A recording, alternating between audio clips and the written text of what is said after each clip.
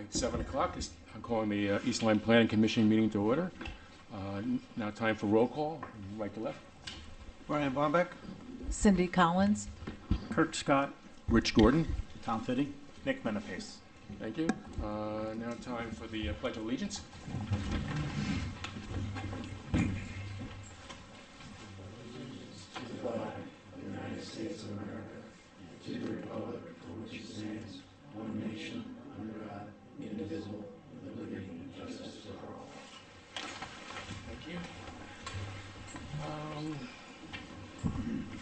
Were there any additions to the agenda? No. Okay. Now is the time for public delegations. Public delegations is the time when members of the public are invited to speak to the commission about certain matters. Issues or concerns related to approved subdivisions and in-house proposals or general topics of discussion are open to comment. Agenda items, referrals, applications subject to a decision by the commission, a public hearing, or in litigation may not be discussed. The members of the commission will not directly answer questions or make comment during delegations. You hear anything? No? We do have a public hearing later in the meeting. So, next up was reports, communications. I don't think I had any. Zoning representative. I attended the last zoning meeting. They addressed those two text amendments that we looked at to see if they're consistent with the POCD at the last meeting. The one regarding the chickens, I guess the proposal to amend the minimum controls on the chickens, I guess, they kind of tabled that one. And the other one was the proposal to amend Section 1 by adding the definition of short-term rentals to these zoning regulations. They passed that change. So that was mainly it. Next up, ex officio is Don. I don't know if Don is here. No, we don't have ex officio here. Planning Director Gary Gaishel. You have any updates? Not too many updates. I do have a meeting coming up with Mr. Medina regarding the Palm Meadow subdivision and its completion. And then later on, we'll have this request for Twin Valley subdivision. Okay, thank you. Subcommittees, I don't think we have any subcommittee issues. Is it the thing about affordable housing plan subcommittee? Is that just a type? That was just a cut and paste there, or I don't know. On the report, on my notes, I think that was just a cut and paste. No, that's actually something I want to bring up. Okay, That okay. is a plan that we need to update every 5 years. We're coming up on that 5 year. Okay. So what I'd like to do is employ some of our current staff to help undertake that Okay. endeavor.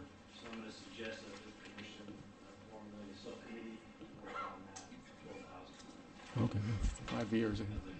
Goes. Goes. Sutherland from our office will assist. Okay. 5 years. That's quick. Seems to work quickly. Thank you. Next up, my report, Chairperson. I just wanted to congratulate all the winners for the last election, including our recording secretary, Cindy Collins. And I also have to thank Cindy and Kirk Scott for all the work that they've done on the committee, all the guidance they've done, and their public service. I appreciate all they've done. And I guess next month, a new group will come in, I guess, because they have the swearing in at the beginning of December. So I think. Do that on the first, so our first December meeting on the commission is what the election officer. Right, so we're probably going to have an opening as an alternate because Nina is going to be on the one commission member. So, Yeah. and I think we have to.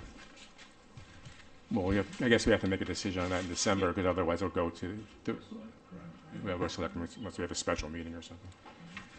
Okay, thanks. Approval of the minutes, the meeting minutes of October 12th. Do I have a motion? I'd like to make a motion to approve the minutes from the October 14th Planning Commission meeting. 12th? Or is it It was the I'm sorry, I thought I had the date wrong. I don't know. I just spoke. I just have it right in front of me. It's 14th? Right. Okay, it's an error on the sheet. Thanks. Do I have a second? I'll second it. Thanks. Any discussion? All in favor of approving the meeting minutes, say aye. Aye. Aye. All opposed? Any abstentions? Nope. Thank you. Next up, we have a public hearing for the Catbird Lane subdivision, Heritage Phase 3, Kristen Clark applicant, Hathaway Farm owner. Application for a re-subdivision of approximately 4.1 acres and waiver request from Section 423I Stormwater Management Plan, land located at Catbird Lane. Mr. Garrity? Thank you. So this application on behalf of Hathaway Farm LLC, I would note that it says Catbird in some spots throughout documents and Cedarbrook in another. It's essentially the same. It's just where this property starts. The original lot that we're talking about is a bit over 4 acres, and it went from Catbird Lane around the back of this cul-de-sac here over to the other side of Cedarbrook. We refer to it in most cases as Cedarbrook the Cedarbrook application, not Catbird, but you will see Catbird appear. They are one and the same in terms of the application process itself. In addition, the public notice listed as a re-subdivision approximately 4.1 acres. That's actually incorrect because the property went from KSK Associates into the East Lyme Land Trust, which then conveyed off approximately 1.2 acres, which is the piece over on Cedarbrook, which is the parcel that's subject to this particular application on there. So it's a and you will recall that we were here earlier this year seeking some direction from this commission as to whether or not this could be done by way of a lot line revision, subdivision, or re-subdivision, and ultimately it was decided by the commission that you would want to see a re-subdivision application submitted. So some of this may be matters that you've heard before, but because it is a public hearing, we have to go through the entire process again. With regard to that, I have a couple of house cleaning matters in terms of documentation for the commission.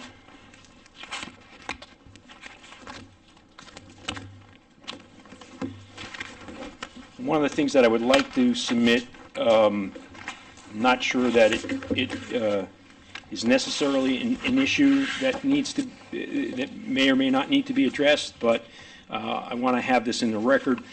One of the issues with respect to the entire parcel, which was owned by KSK, which is Steve Harney, and Mr. Harney and his family has an interest in the Hathaway Farm by virtue of an entity that they own. Hathaway Farm is owned by two companies, and one of those is Mr. Harney's. But this property had been taxed by the town for many years as a lot, and I'm distinguishing between an approved building lot and a lot that was taxable. But KSK had been paying taxes on this.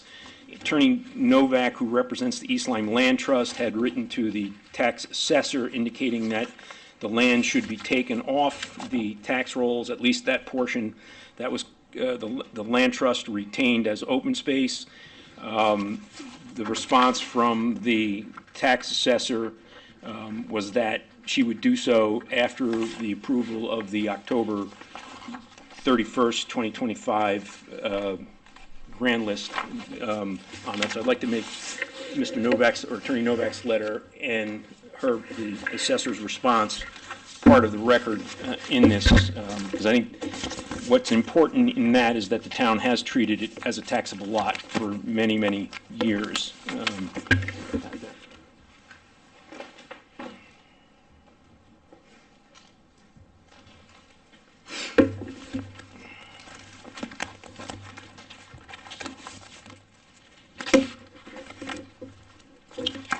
The other housekeeping item I have is to submit the notices of mailing that are required for a public hearing.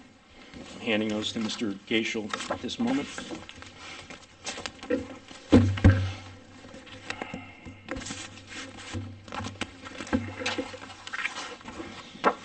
The The other item I would point out in terms of the housekeeping as well is I did receive earlier tonight a email from Ms. Sutherland that had the comments from Mr. Mulholland as to his review of the application.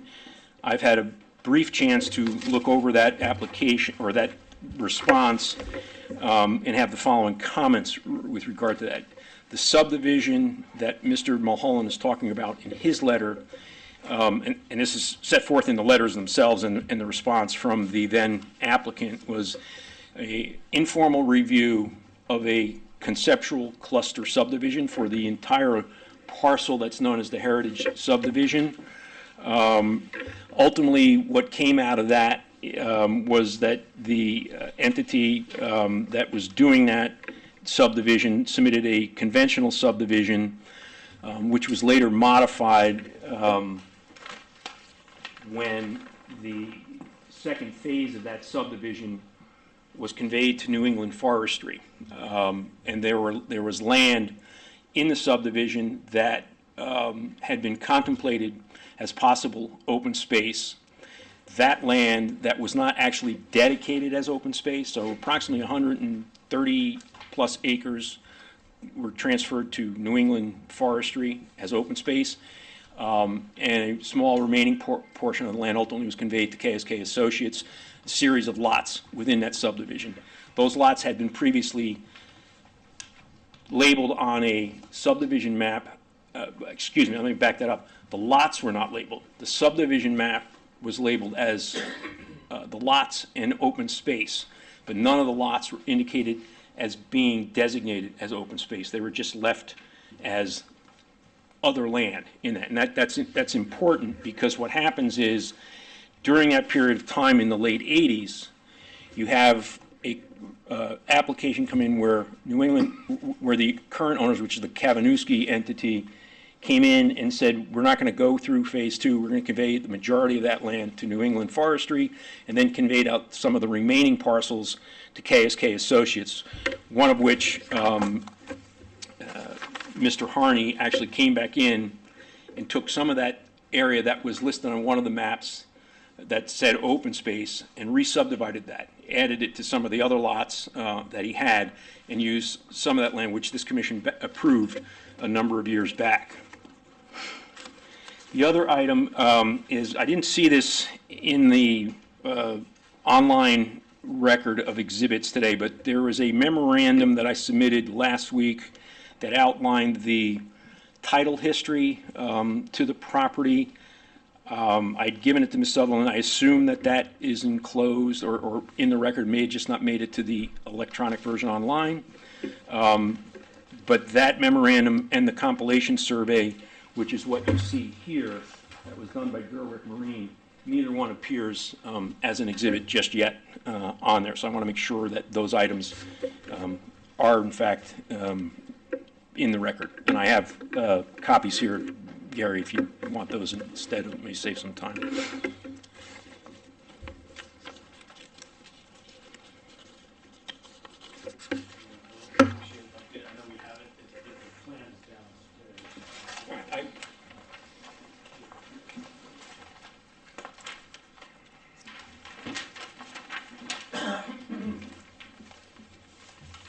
This is a shorter version of that.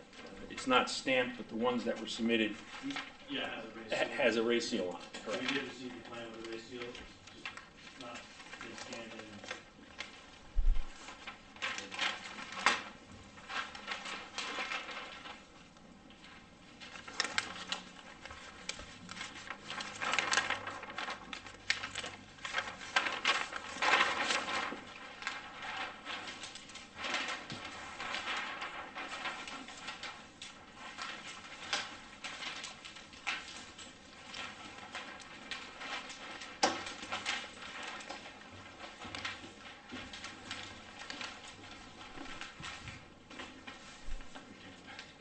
That's right.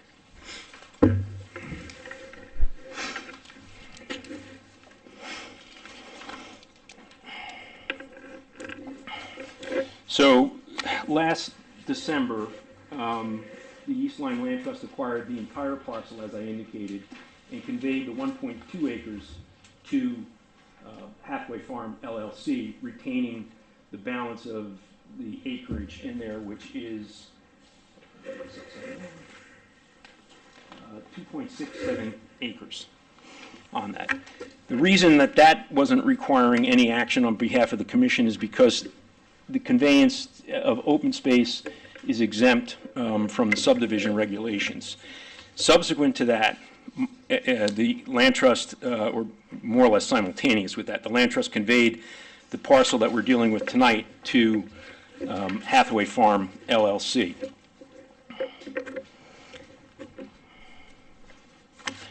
The subdivision application was filed on September 9th, 2025. It requested a waiver of the stormwater management plans. I understand Mr. Close has not yet responded to that, so I think effectively we'll need to keep the hearing open at least through the next 30 days or the next meeting, which is the commission's right to do so.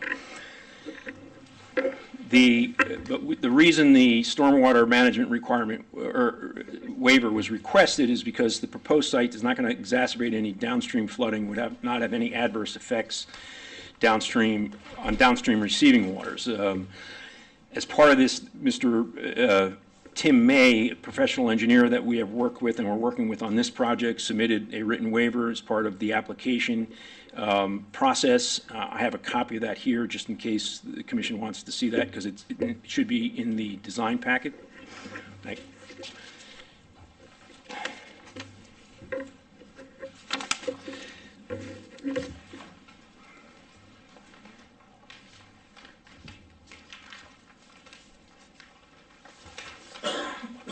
So to review the design report, which was submitted August 30th, 2025 by Kristen T. Clark, a professional engineer who has an interest in one of the entities that owns Hathaway Farm LLC. We submitted an original and one copy of the application form.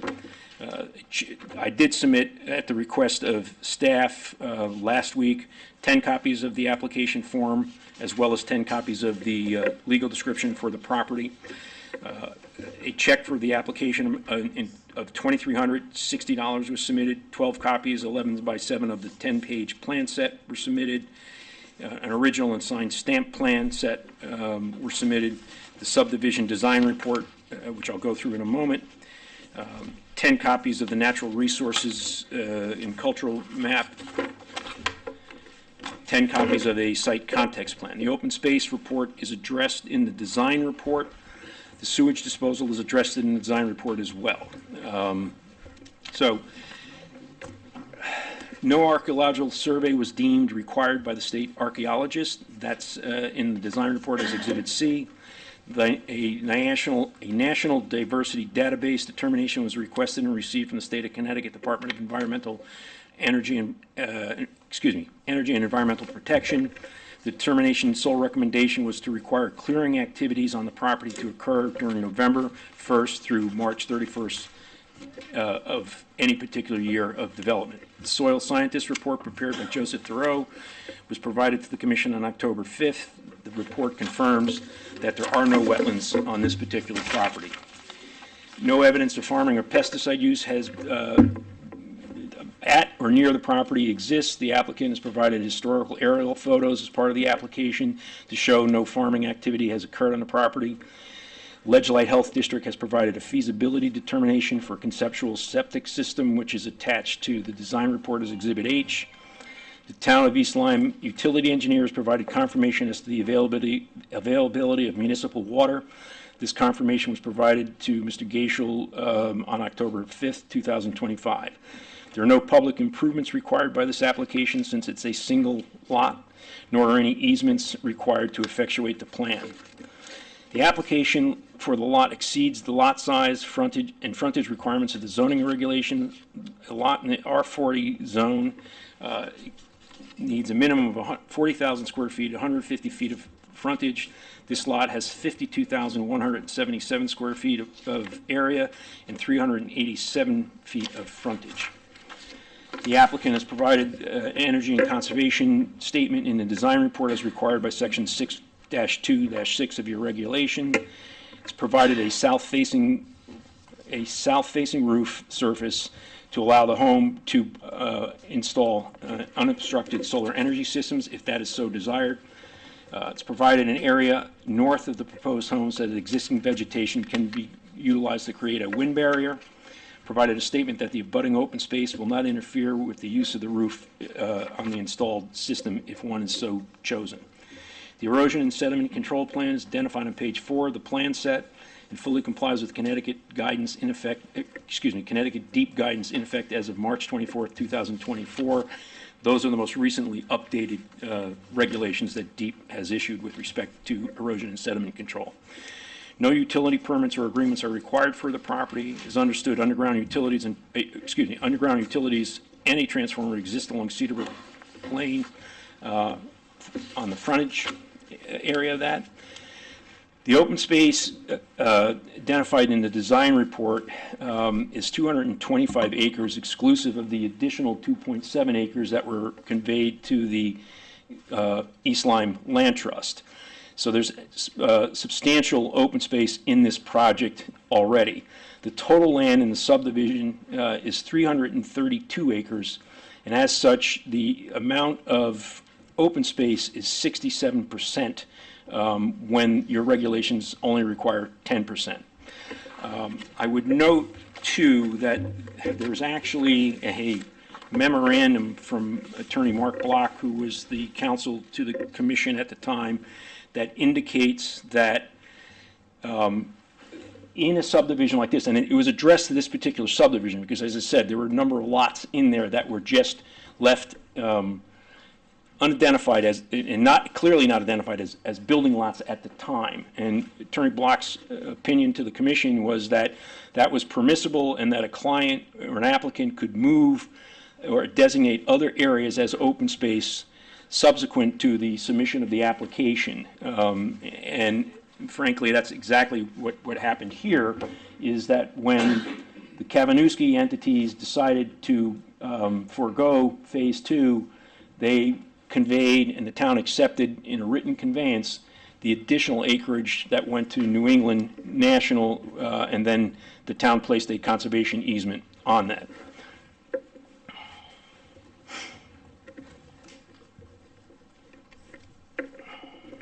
The area that I was referring to with respect to the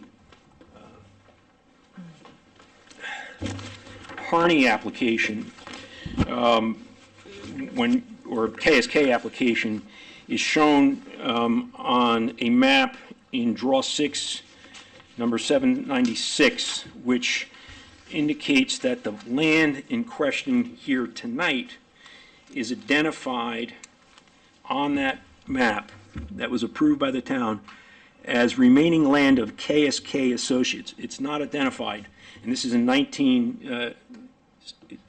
2016. So many years after the Kavanewski subdivision, but I'll hand this to Mr. Gaishel, and I have copies of these maps for the commission members. I can squeeze by. They probably need to lose 5 more pounds, and then I'll be good.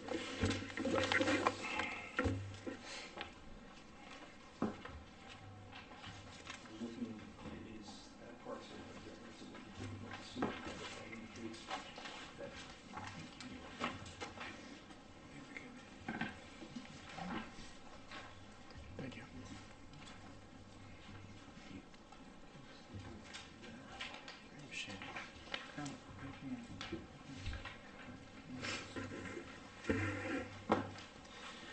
So that indicates that this land at the time was recognized as being the remaining land of KSK and not identified as open space on there. And as I've indicated, even the maps which originally were labeled open space had both building lots and other land on it.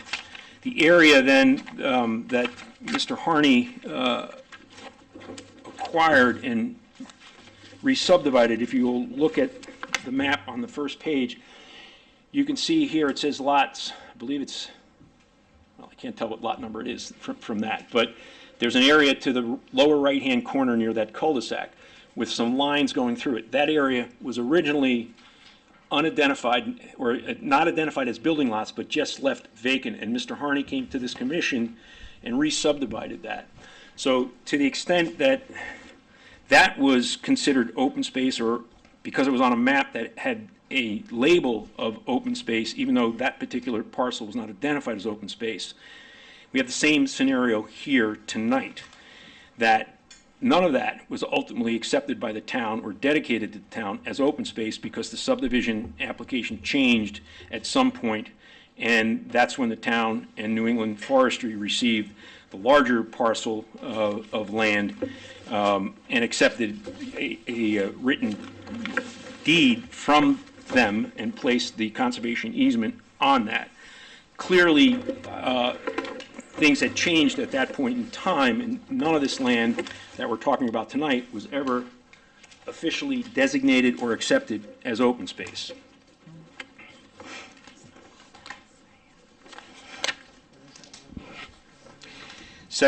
Connecticut General Statute 47.5 indicates that you have to have a formal declaration of that on that.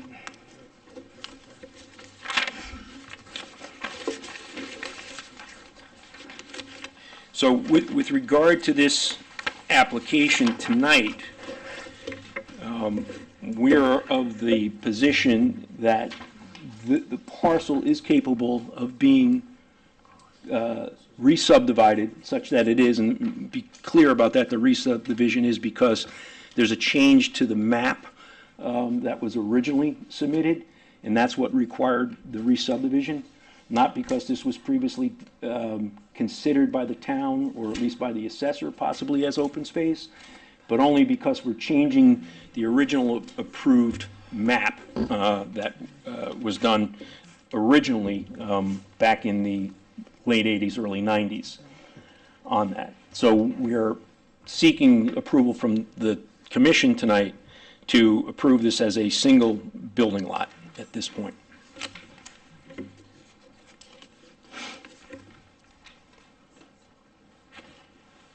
I don't know if there's, I'll submit tonight as well the memo from Mr. Block dated February 1st, 2010, with regard to that. It's in the open space dedication, that's the ray line on here, Heritage at East Lyme re-subdivision, wherein he opines that the party can move the open space throughout the subdivision process. The other item in Mr. Block's memorandum to staff is that you can't require additional open space at that point in time, as long as if we've met the original requirements under the regulation. And as I indicated earlier, in this particular scenario, the open space minimum requirement of 10% has been exceeded by 6 times that, given the amount of open space that was designated, and the doing away with of the phase 2 portion of this. There was one other item, Gary, I didn't see in the record either. It's a letter that I submitted to you on November 3rd, 2025, regarding the title history to the property. If you don't have that, I'd just like to make this part.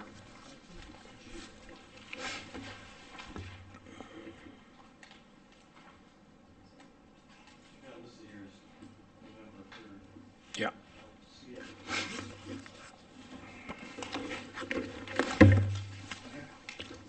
Yes. Okay, thank you.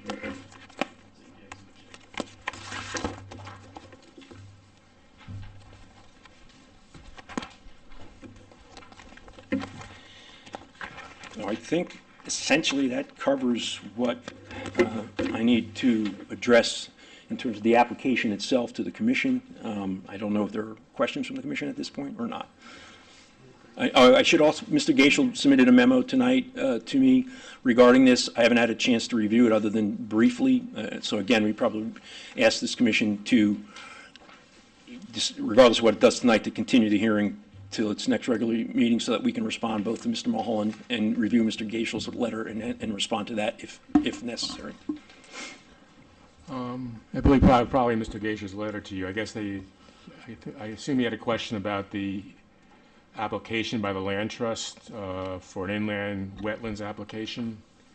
I think they submitted it, looked like they submitted it on April 2025. So I think the question there that I'm getting at is that the documents that were filed in December 2024 with extra first split the memo was done for the purposes of conservation. Then, subsequently, was April, an application for exploratory test pits was submitted for the portion to the southeast, yes, which I have not issued. That being said, why would you pursue exploratory test pits on property that was split for the purposes of conservation? So, based on my memo, what I've indicated, it looks like that the purposes of conservation are not necessarily for the purposes of conservation or preservation. Rather, there could be some other purpose of conservation that I'm not aware of. And so maybe if the applicant could go on record indicating what that is, that would clarify quite a bit. Because I think when you look at the maps that have been filed, you're saying, well, split it for the purpose of conservation and proposing houses, how is that conservation? Okay. I don't know, I know, and I'm looking at the letter that Bill Mulholland wrote, and that also talks about the open space constitutes an expansion of a nonconformity and contrary to the original town approval, but, I mean, he talks about the reasonable expectation of approved by the zoning commission. I mean, it just sounds like something that he brought up about the, let me still put the actual place where I want it to say. Like the cluster, regarding the cluster subdivision. yes, So, yeah, Mr. Mulholland's letter is suggesting that because the application was initially subdivided, they applied on the cluster regulation, and being that the cluster regulation is no longer in force, per se, because they're no longer current, I feel those would be adopted in the CDD regulation, conservation development design, so he's saying any further subdivision, or re-subdivision would be an expansion of the non-conformity. right, right, Not permissible. right, So, yeah, but I think we heard, Attorney Gary did have some rebuttal there. okay, Provide something. Right. yeah, Yeah, and so I just, as I said, just saw his letter tonight, but I think there are some inaccuracies in that in terms of the Okay. cluster, because the cluster was done as a conceptual approach and informal, and that's what the letters that he attached to his Yeah. memorandum say. But ultimately, they went with a conventional subdivision instead of the cluster. Why they did that, I don't know. oh, okay. But Will that's, we get an explanation of that? that's why I was asking if we can continue it the 30 days, then we'll Okay. provide a response to that as to Okay. why. The addressing the issue of the land trust, I don't represent them. However, my understanding, and I could be correct on this, was that initially when they got the parcel, they did look at whether or not there was some feasibility in terms of developing that in order to raise some funds. My understanding at this point in time is that is no longer the case for that. And then hence the conveyance to my clients of that piece there. But again, I don't speak with them, but certainly since it's an issue that's been raised, Yeah. I will investigate and Okay. be able to develop a response. Okay, It that sa- was my big question. says on October 1st, '87, the zoning commission approved the cluster zone. So there should be some documentation there, right?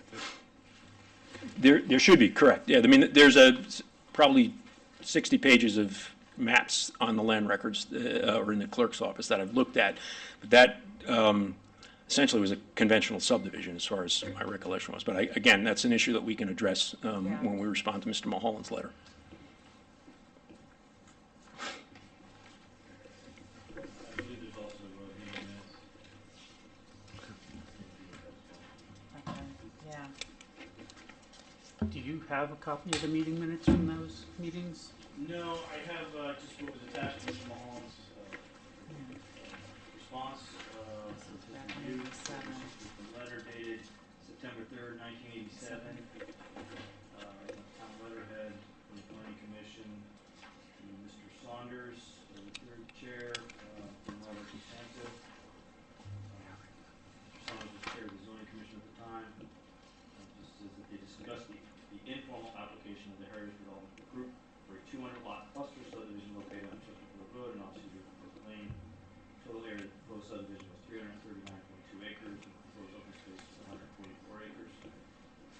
commission agreed to recommend the zoning commission, agreed to recommend to the zoning commission the approval of the cluster zoning concept for this proposed subdivision in accordance with section 16.21 of the zoning regulations, in which the zoning commission may permit the use of lots less than the minimum required area subject to certain conditions. Copy of the informal plan is submitted for your information and assistance in information. Whether the cluster zoning concept should be allowed for this parcel. But now it's no longer allowed. And then it looks like in October 7th, of '87, Mr. Saunders indicates that the zoning board approved the proposed subdivision referred to by the East Line Planning Commission. And I don't see any table on the planning commission. Yeah. Subdivision But there would be an archive somewhere with the meeting minutes, somewhere here, wouldn't there? Yeah, town clerk Yeah, maintains the minutes of the meetings. yeah. And do we have this other memorandum with the title history? Is that something that did or did not make the exhibits? That's Exhibit J. That's Exhibit J. the one- That was online too then? Yeah, it's online, yes. Exhibits A through L should be online. For the record, I probably should go through those exhibit titles. Exhibit A was the re-subdivision application, which includes the design report. The re-subdivision plan, the portion set. Exhibit C is the site context map. Exhibit D, natural and cultural resources plan. Exhibit E is the data accumulation plan. Exhibit F, water department review. Exhibit G, memo from Christie Clark. Exhibit H is the sign posted for public hearing. I is the special public hearing notice. Exhibit J is memo from Attorney Garrity. Exhibit K, zoning review. Exhibit L is my memorandum. We've added tonight the Exhibit M, the letter from Attorney Novak. Exhibit N, email correspondence from the tax assessor. Exhibit O, certificate of mailing. Exhibit P, the compilation map. And Exhibit Q is the memo from Attorney Mark Block dated 2/1/2010. We have the record, as Attorney Garrity indicated, the town engineer has not yet reviewed it, but we do need his review in order to grant that waiver. I think it would behoove us to at least have that. That was the case. I don't know if you have any questions. Looks like we have things already. Yeah. Go ahead.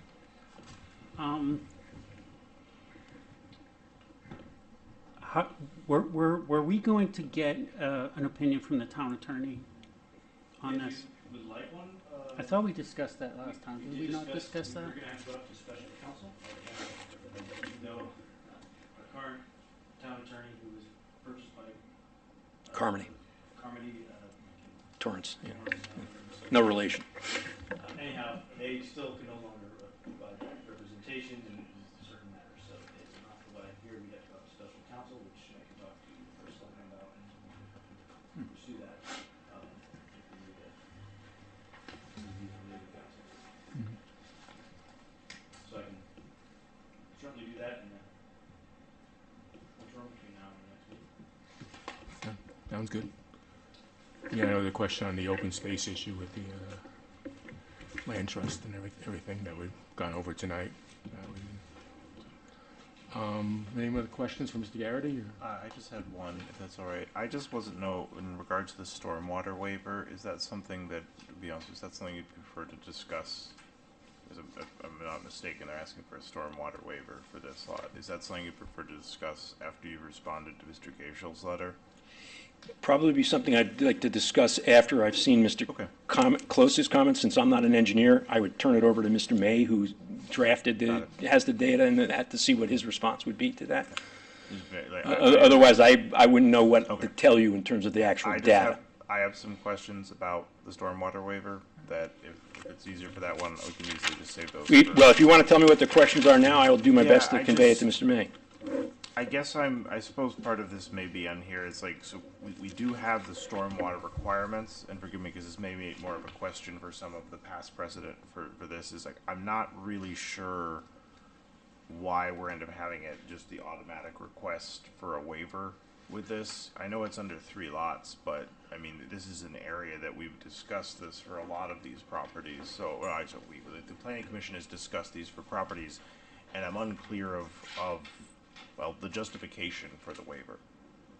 Yeah, frankly, it's just like without a formal plan, do we know what the kind of water runoff increase is going to be for this, or?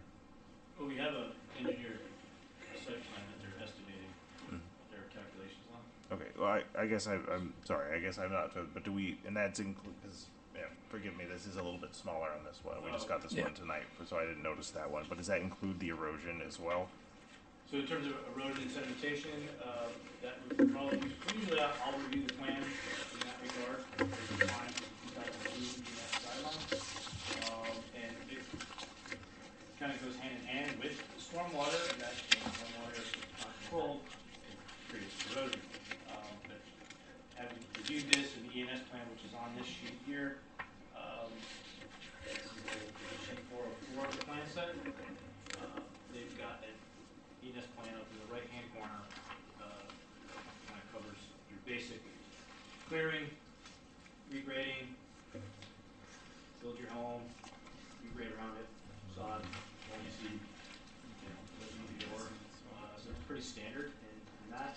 We provide an anti-tracking pad for driveway construction,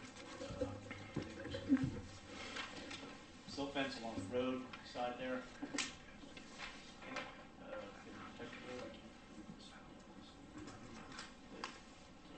Quick question about that. Why does that require a waiver?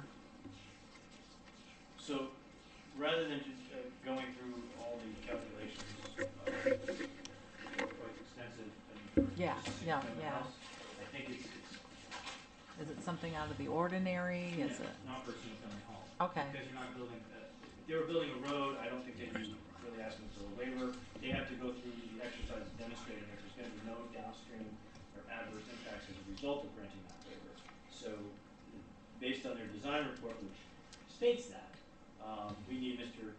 Close, as an engineer, to review their computations to verify in fact that's true. Okay. Yeah. Okay. That in fact the waiver is warranted, that it will not exacerbate downstream flooding, that it will not create Okay. some sort of drainage issue maybe to the abutting properties. Okay. Yeah, just from a layman's perspective, it's, given it's a single lot, and given the erosion and sediment controls, and that there are drains, et cetera, in the street areas, I think he was saying, look, the impact of this lot in terms of runoff into the roadway is going to be minimal at best, and therefore the extent, or the work that has to be undertaken to do the stormwater plan, which is going to show the same thing essentially at the end of the day, is really an exercise, not necessarily in futility, but one that's pretty much way beyond what we would need Okay. for this. Okay.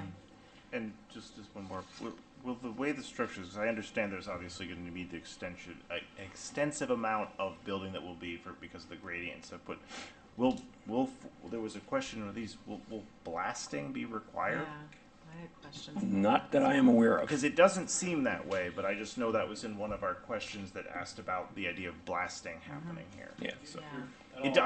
I'm just because it doesn't seem like it, so I wasn't sure if there was something I'm missing. I would anticipate it based on the topography of the site. Right, and in the conversations I've had with our engineer, that's not an issue that's come up. We have it elsewhere on another Yeah, I know project, we've so. discussed it. I Yeah. just wasn't sure if I was missing it somewhere, that Yeah. it was anywhere in the form because I haven't seen it when we talked about this the other month as well, as that didn't seem like there Right. was a requirement for blasting. Yeah, I don't think there's any need to actually blast this site. If you look at the test pit data, there's no indication of lead Okay. there. Yeah, I mean, I'm just glad that apparently that part am seeing it correctly, that it's not required. Do these two letters of concern, one from Lisa C. and one from Craig Bryant, do they become part of our record as well? They'll become part of the record. I was going to read those in. Okay, perfect, Yeah. perfect. They're not here, but they did for me. Yes, yeah, Record. because there was quite a few questions on one of them especially. Before I do, I don't know, Chair may want to entertain public comment or. You done, Mr. Gardy? I am, thank you. Any other public comments? Anybody wish to speak? Good evening, Jeff Torrance. I'm here on behalf of the East Lyme Land Trust, and I have my standard letter to you. So I think I need to clarify in terms of the property that the land trust has retained in this transaction, 2.7 acres. So that property goes around the properties that are on Meadowbrook Lane and also encompass the properties on the west side of Cedarbrook Lane. The properties on the east side of Cedarbrook Lane already have open space in their rear yards from the revised plan that the town received the conservation easement on. What? No. As it relates to the application for a wetlands permit, I think twofold. We did submit an application, or Mr. Carlson did back, I don't know, in the spring. We have had the property, had soil scientists go out there. The only, there are no wetlands on the property. There is a intermittent water course, which is where the town is discharging untreated stormwater. And that entire 2.7 acres, as I indicated to you at your August meeting, is going to be open space. Mr. Carlson had authorized me at the August meeting and we've discussed it with Mr. Gaishel as well, that the land trust would convey it to the town if they so choose. They're discharging stormwater on it, so we're more than happy to convey that property. And in the area in which they're discharging stormwater is just that parcel in the lower right-hand corner of the property, right where Gary's got his cursor there, off of Cedarbrook into that parcel there. So we've offered to convey it to the town, but by its conveyance, the way the conveyance was done, it has to be open space. That's what the statute allows you to split it without a subdivision approval, but the parcel that you split off has got to be for conservation purposes. So, does that answer that question? Yeah. Okay. Anybody have any questions? Okay. Thank you. Anybody else in the public wish to speak? I'd like to know exactly, Sir, if Wait, you're wait, gonna wait. speak, The gentleman. you're gonna come up here. Yeah. I think the gentleman's coming up. You can go after him. Hi, Just name and address. Mark Christensen, Grassy Hill Road, East Lyme. I wish to speak briefly on this matter. I'm neither for nor against, but I just wanted to point out some general terms regarding the change requested for land on Catbird Lane, Cedarbrook Lane. I think the Planning Commission should be aware when considering this change that it may be setting a precedent for other parcels all over town when changing the regulations. And that issue should be of prime importance to the Planning Commission. Also, you may not be aware, but since open space is concerned, one way or another, it seems prudent for you to ask the advice of the Conservation of Natural Resources Commission, who can give you non-binding advice from that perspective. They are advisory only. They are an advisory-only commission with regards to land use, open space, and other natural resources. Thank you for your consideration. Mr. Garrity, if I stepped out of bounds? Not at all. Okay. Thank you. Thank you.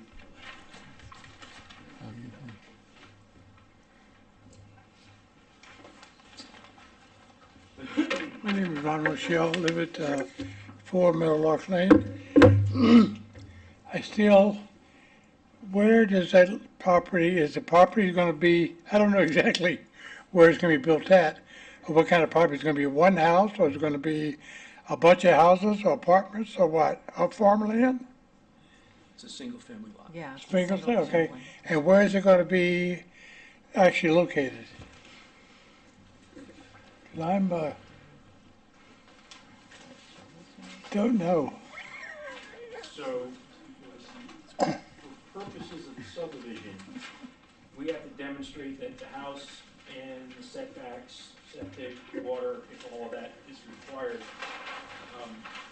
can fit within that area. So, Can I go over there? yeah, so the house is proposed for this area on Cedarbrook, and that would be the driveway entrance right here.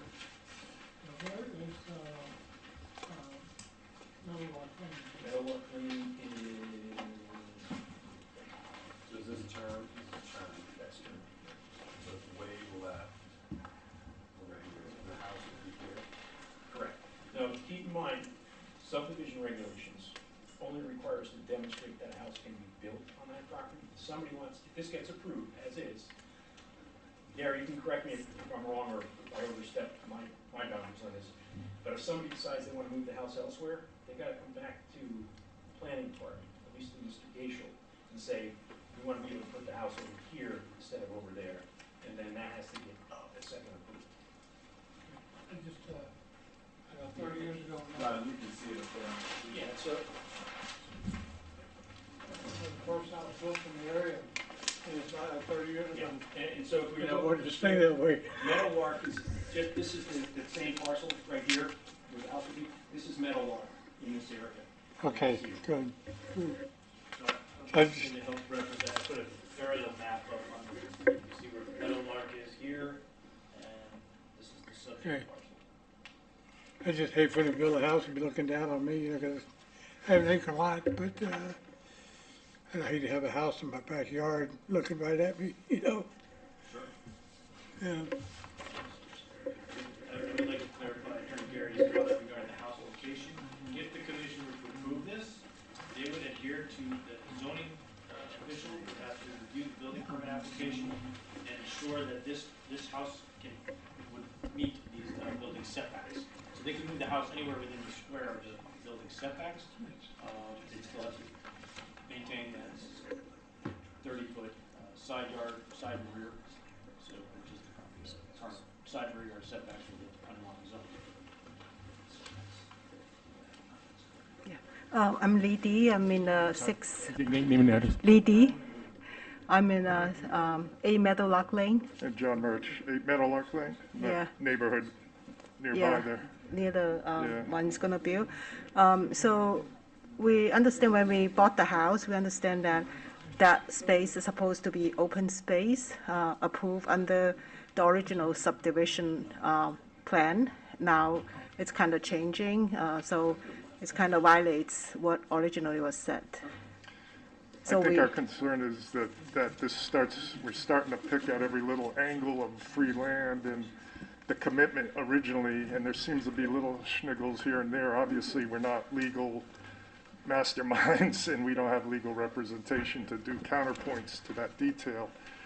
But, you know, we could see the ball rolling to where there's all these little tight spaces above that cut that they're taking there that go directly behind several of our houses, and would be kind of ridiculous because we have a sheer rock mountain, and then blasting issues come into play and drainage, and you know, it's just, we're trying to pack every little dollar of real estate potential we can get out of these plots of land, and I don't think this one's appropriate. The commitment seemed to be to this open land policy, and it's made sense, and it was attractive to us buying into this neighborhood, to have this breathing room, you know, this little bit of nature nearby. So in your wisdom, if you could preserve that, that would be fantastic. yeah, absolutely. Thank you. Thank you.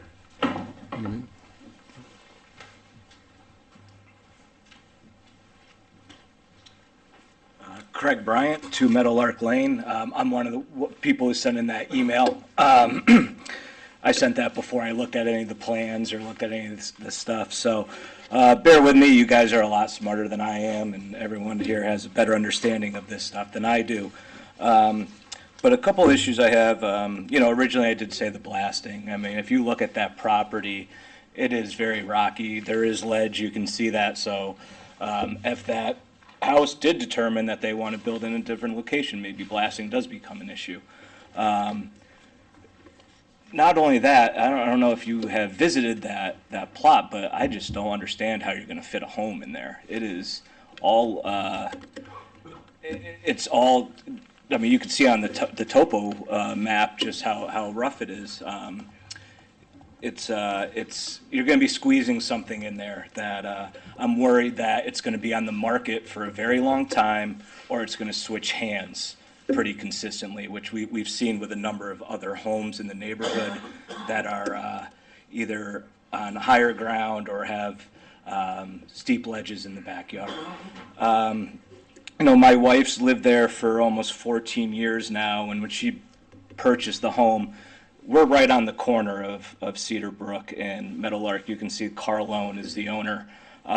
She was told that it was unbuildable, and that was one of the reasons why she purchased that home.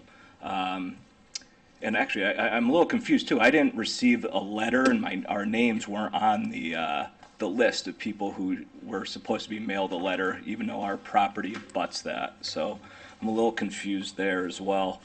With the stormwater waiver, I saw something on the plan about a rain garden, and that's great. I'm a Parks and Rec director for the town of Hebron. I have rain gardens, I understand. But what happens when they're not maintained? What happens when that homeowner decides to let it go? Again, I live downhill. My neighbors live downhill from this property. With any deforestation back there, there will be erosion issues. There will be runoff issues. I can guarantee it. My backyard already floods just from normal rain. So if we lose any of that flora back there, we're going to run into some issues. So yeah, I mean, I don't want to be, like I said in the letter, I don't want to be the not in my backyard guy, but I really don't understand how a home is going to be built there. We should not be squeezing in homes just for the sake of profit and building.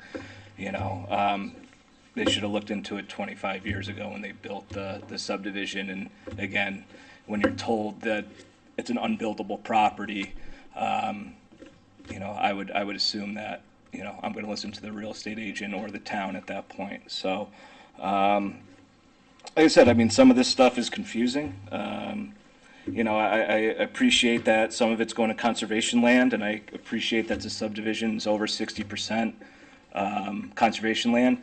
But of that 60%, how much was actually buildable? A lot of it is just following Latimer Brook. So it would be nice to keep that parcel as is, and I would like to obviously see a little bit more planning. And like I said, I'd really appreciate if you guys would visit the lot and see what it actually looks like. And as in layman, I just don't think it's buildable. So appreciate it. Thank you. Anybody else wish to speak? Yep. Hey, good evening.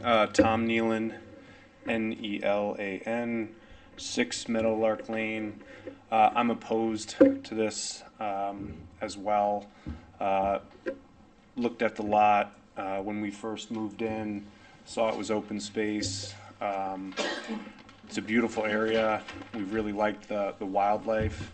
And if you take a look at it, you'll see that this will be very disruptive to not only our neighborhood of Meadowlark Lane with all the construction and cutting down of trees, but also to the natural habitat. I'll tell you, that area is a very active path for wildlife. I've seen bear, fox, coyote, deer, and they go right up that lane, right behind all of our houses. And this will be incredibly disruptive.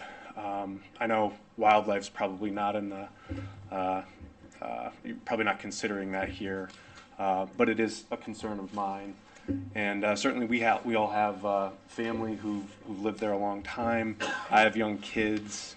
It's going to be pretty disruptive to our way of life. And so naturally, I just want to let you all know that I'm very much against this build out. So thanks for your consideration very much. Thank you. Anybody else wish to speak? Thanks. Anybody else have any comments? So, Gary, we expect Alex Klaus to give us a formal reply? Correct, yes. Okay. They would follow the jury started on it.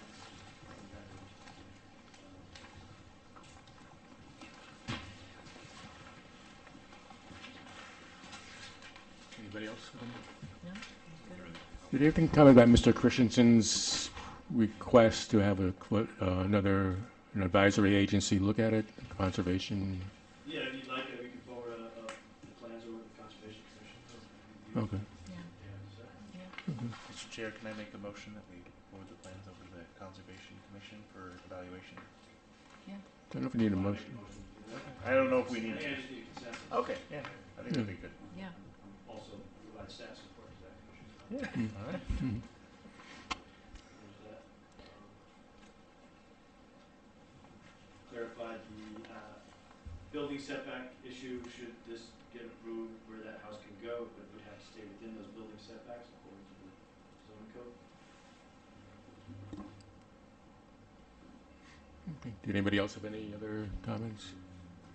So I guess it's apparent we should extend the public hearing. We have to wait for the town engineer to look at it. We want, And if I understand correctly, you would like interpretation or review Right. from the attorney regarding the open space matter and the chronology here, is that right.